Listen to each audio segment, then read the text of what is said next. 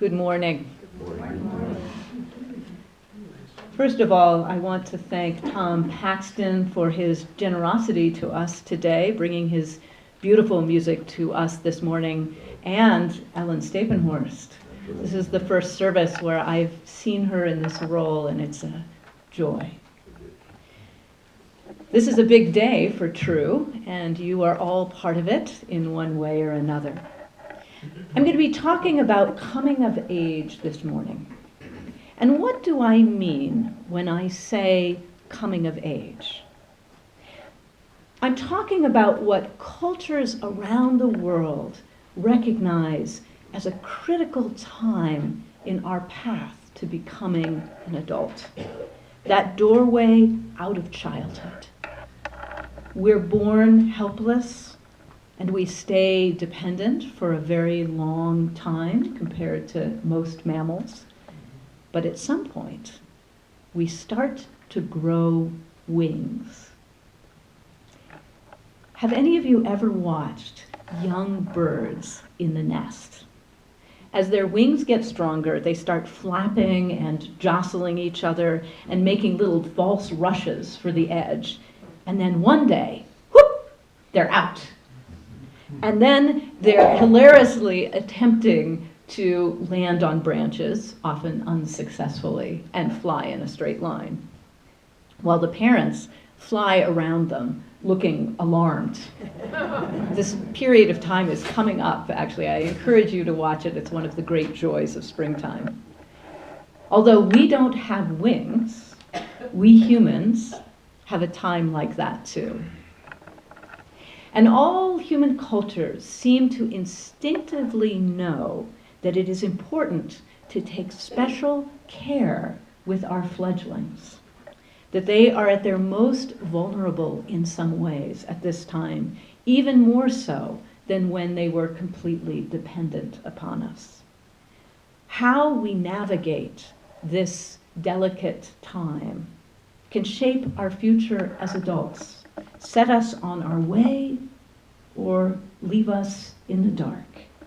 And all over the world, people have found ways to honor and challenge and mark this passage. I worked in eastern Washington for many years as a field biologist, and there are these high sagebrush-covered ridges there.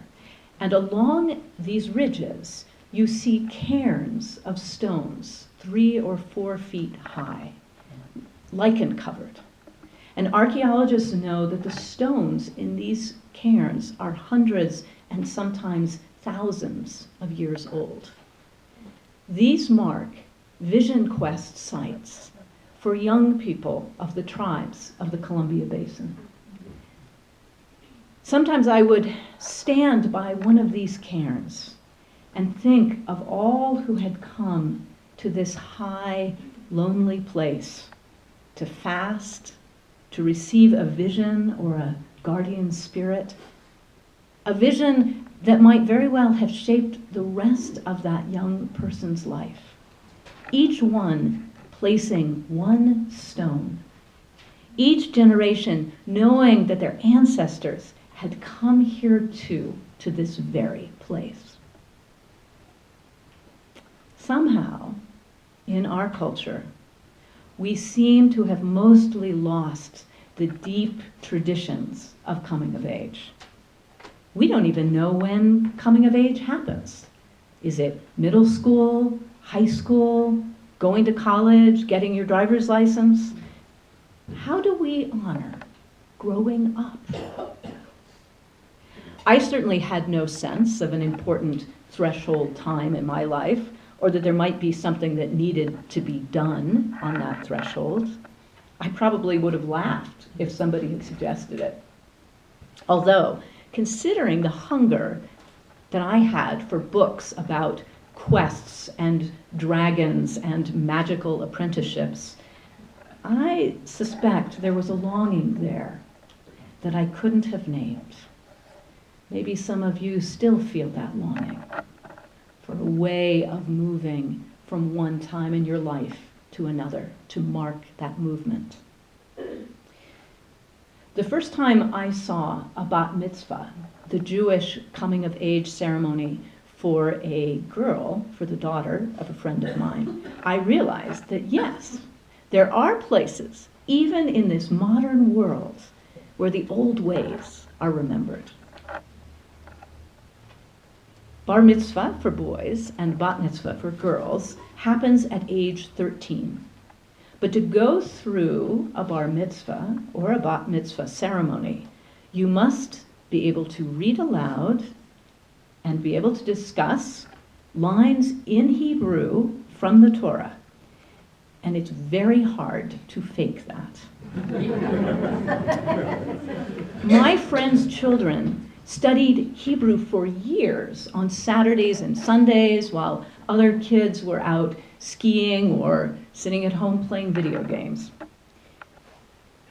On the day of her bat mitzvah, at 13, my friend's daughter unrolled and read the Torah out loud for the first time in Hebrew in front of her whole community, and offered her public commentary on the lines she had read, which she had worked on for months. She also had on the highest platform heels I have ever seen on a 13-year-old. But that was another way of her expressing her change in life. From then on, she could participate as an adult in the synagogue. She had crossed the threshold. She had risen to a great challenge that had taken work and perseverance and courage. And she was not the same as she had been before. The closest I've seen to this in the secular world was when my niece Alice, who is an oboist, was getting ready to go away to music school at Oberlin. And there's a tradition among music students that you perform a formal, full-length solo recital before you go away to college. And I'll tell you, I had chills the whole time seeing the girl I had known as a baby playing Bach and Brahms effortlessly in full formal concert clothing. She's now an oboist with the Gulbenkian Symphony in Lisbon, and she came of age with grace. Unitarian Universalist congregations all over the country hold coming-of-age ceremonies for middle school age youth. And this year, we have an extraordinary group of TRUU kids in that age range. So we decided that we would try our very first coming-of-age program here at TRUU, which will culminate with a ceremony on June 12th, where that's a Sunday, so it'll be a full Sunday service, where each of these 5 young people will share their beliefs and ideals, their credo statements with all of us. And I encourage you to mark it on your calendar and come see it. It's very special. I want to tell you what they have committed to. 10 Sunday meetings as a group, working with and meeting regularly with an adult mentor, an overnight in Denver to witness the coming-of-age ceremony at the big First Unitarian Church in Denver, a writing retreat, social service work, and participating in the ceremony here. They too, like my friends' children, are giving up other things to do this, to grow as Unitarian Universalists and as human beings. And I would like to invite now all the coming-of-age youth and their mentors to stand up. Let's give them a round of applause.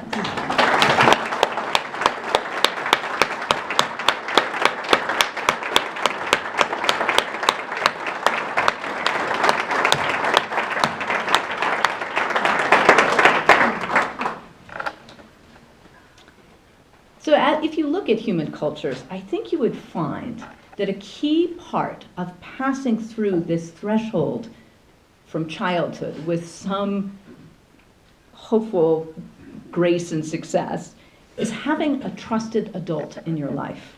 Not a parent, someone who is a guide, a teacher, a friend.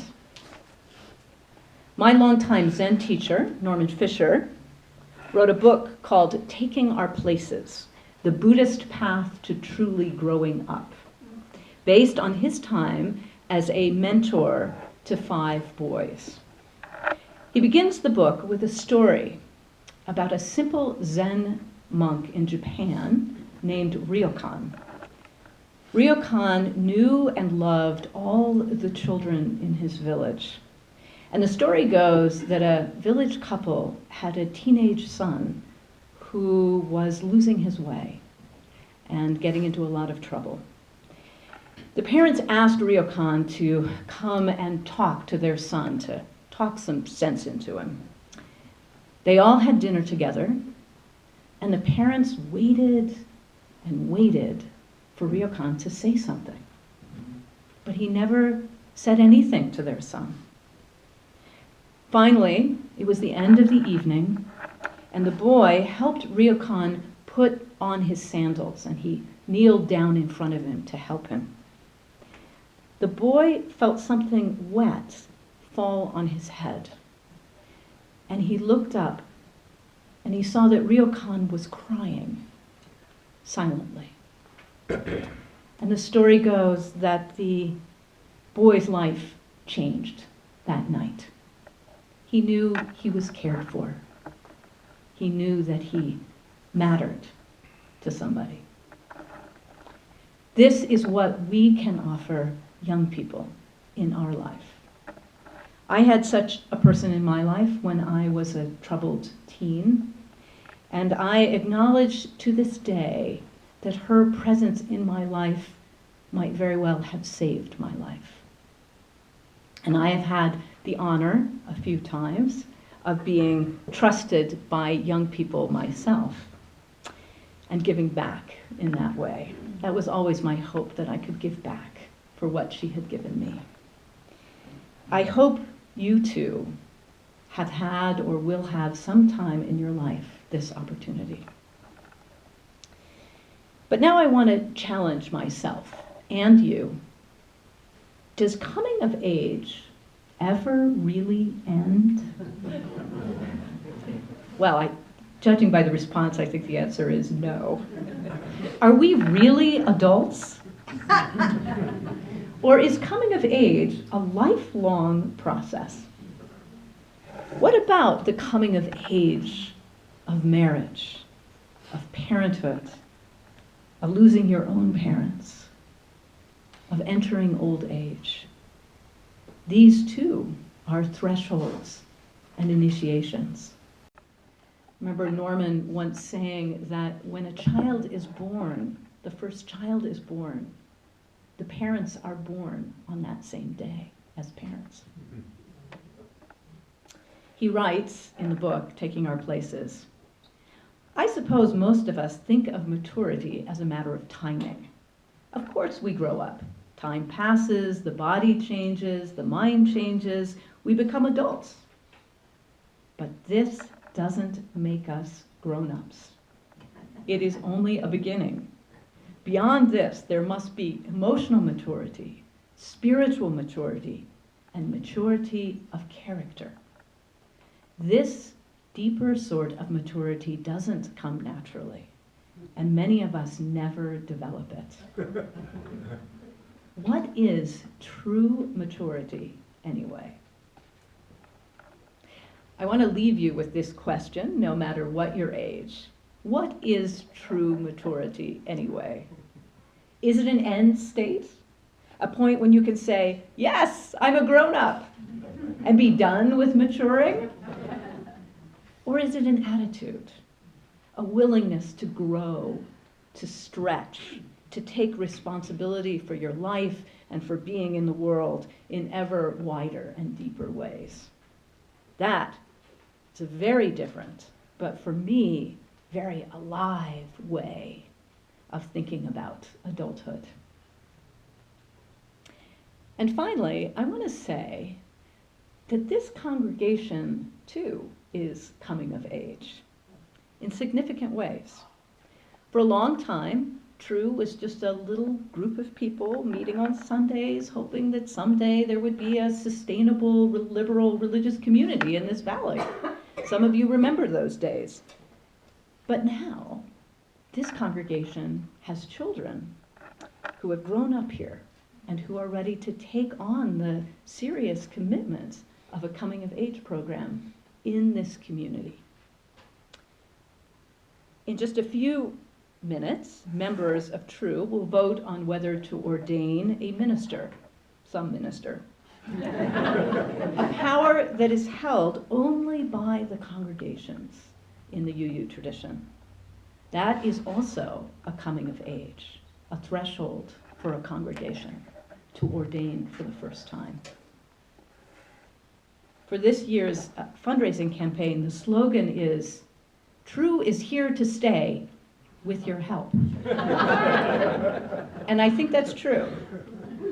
For TRUU to continue to mature as a spiritual community will take each person who is part of this community, committing to maturity and responsibility too, showing up for this beloved community, caring for one another and giving back.